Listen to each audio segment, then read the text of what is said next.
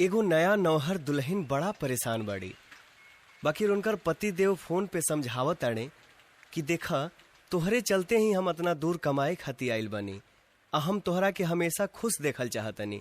तो ऊ कहली हा कि अगर हमरा के रुआ खुश देखल चाहतनी तो रुआ सीधे घरे चलाई और देखी आगे का कहली है भाई।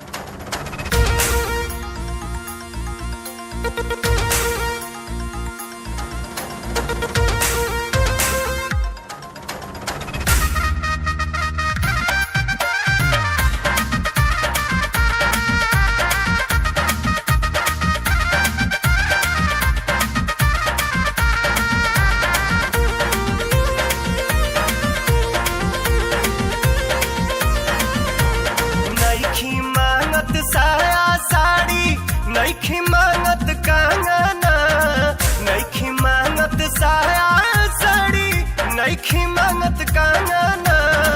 रहता आखी के सोझा हमरा परदेसी मोर साजना, रहता आखी के सोझा हमरा परदेसी मोर साजना। नईखी मांगत साया साड़ी, नईखी मांगत कंगना, नईखी मांगत साया साड़ी, नईखी मांगत कंगना।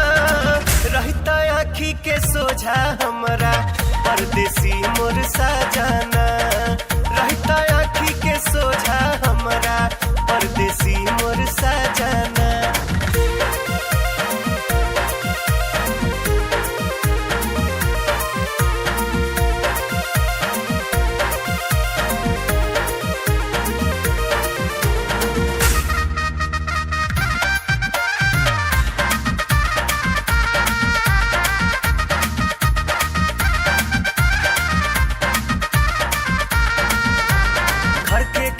छोड़ी बहरा कमाला हमरा ये निक नहीं लागेला।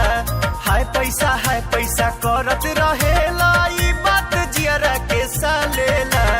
नया नौहर बानी बाटे, नया नौहर बानी बाटे, हमरो कुछ सपना।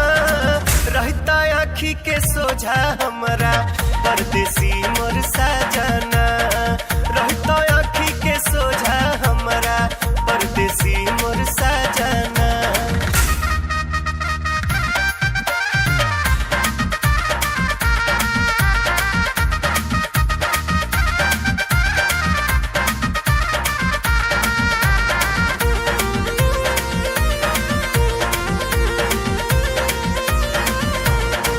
पैसा भले कमे कमैता रहता बाकिर हमरा पास में।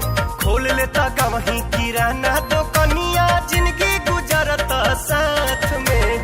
कहत कुछ लाई रुपया, कहत कुछ लाई रुपया, नैहर से हम अपना। रहता आखी के सोझा हमरा परदेसी मोर साजना, रहता आखी के सोझा हमरा परदेसी मोर साजना। नईखी मांगत साया साड़ी, नईखी मांगत कंगना, नईखी मांगत साया साड़ी, नईखी मांगत कंगना। रहता आखी के सोझा हमरा परदेसी मोर सा